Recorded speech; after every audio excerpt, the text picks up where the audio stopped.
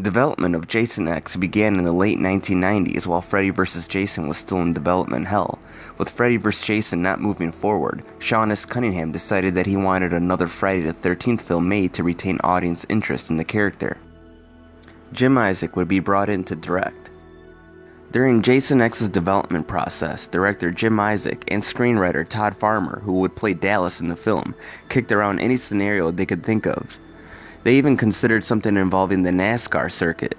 Farmer suggested it in space because he knew Freddy vs. Jason was on the way, and it'd be best if Jason X was set after the events of that epic battle, so they needed to jump into the future, and going into space certainly did that.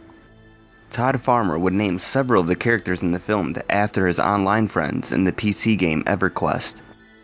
Kane Hodder would return to play Jason Voorhees for the fourth time. Lexa Doig would be cast as Rowan. Lisa Ryder would be cast as KM-14. Lisa Ryder and Lexa Doig had to be released from Jason X by a certain date to start on their new show Andromeda. Chuck Campbell would be cast as Sunaran. Melissa Odd would be cast as Janessa. Peter Mensah would be cast as Sergeant Brodsky. Melody Johnson would be cast as Kinsa.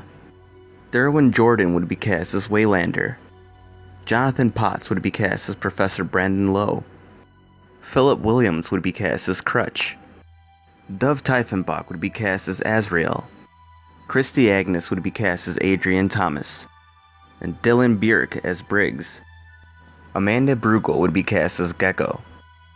Yanni Gilman would be cast as Stoney.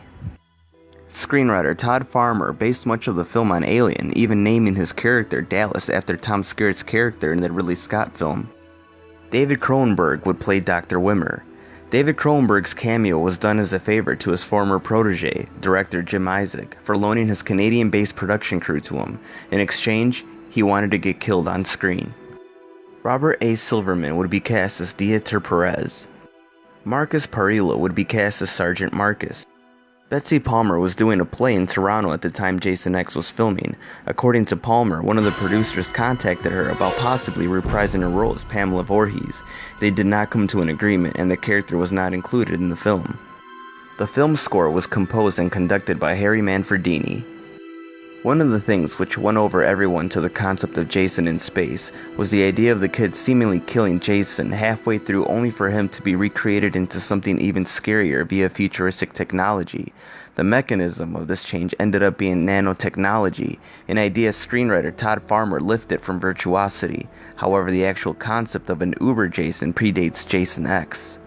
The original script featured a scene where two space truckers would find the chamber before their comrades did. Jason would awaken, escape, and have them take Rowan aboard where he follows them. Another idea coming from this was to have a party in zero gravity to celebrate saving her.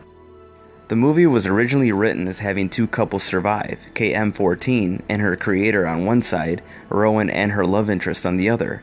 However, 4 days into rehearsal, they looked at the script and realized they had no real use for Rowan's male love interest character, even though they have already cast someone to play him. The virtual 80s scene was originally meant to be much more detailed, including a number of topless women playing volleyball.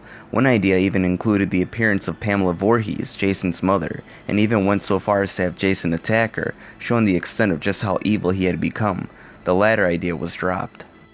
This is the first film in the Friday the 13th series to rely on digital effects for death and gore shots. The film only suffered a couple seconds of cuts/alterations to earn an R rating, making it the least censored entry in the entire Friday the 13th series. In 2010, Discovery Channel's Mythbusters actually tested out Jason X's liquid nitrogen head smash kill. It turns out it doesn't quite pass the smell test. Beginning in 2003, Black Flame began publishing a series of novels based on Friday the 13th as part of a larger licensing deal with New Line Cinema. A subseries inspired by Jason X saw publication starting in 2005 and revolved around the further adventures of Uber Jason. The first, a novelization of the film, was written by Pat Cadigan and retold the events of the film. Cadigan returned to write the first follow-up, The Experiment, which chronicled the government experiment to exploit Jason's regenerative abilities to create an army of super soldiers.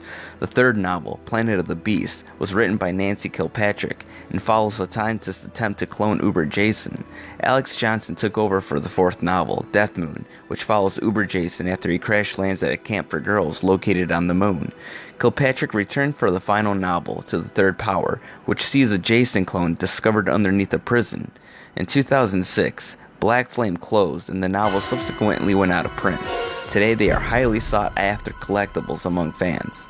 In 2005, a series of comic books were also published by Avatar Press. The first is a one-shot also titled Jason X that acts as a sequel to the film and follows a bioengineer who attempts to use Jason's regenerative abilities to save her own life from an incurable disease. A two-issue miniseries called Friday the 13th, Jason vs. Jason X followed in 2006 that saw Uber Jason fight a resurrected version of the original Jason Voorhees. Like the other Friday the 13th comics from Avatar Press, these issues were never collected into trade paperback, and the individual issues as well as variant covers are valuable among collectors. Jason X was filmed in Toronto, Ontario, Canada. Jason X was released on April 26, 2002. The film made $13 million in the US and earned $3 million overseas for a worldwide gross of $16 million. The film received unfavorable reviews, holding a rotten rating of 19% on Rotten Tomatoes. Despite the initially negative reception from critics, the film has recently seen a retrospective growth in popularity, particularly among younger fans of the series. Praise has been directed at the film's ability to poke fun at itself and the film series as a whole, as well as inventive death scenes. Jason X was released on VHS on February 3, 2004, and on DVD on June 1, 2004, and on Blu-ray in a 2-pack on September 23, 2008.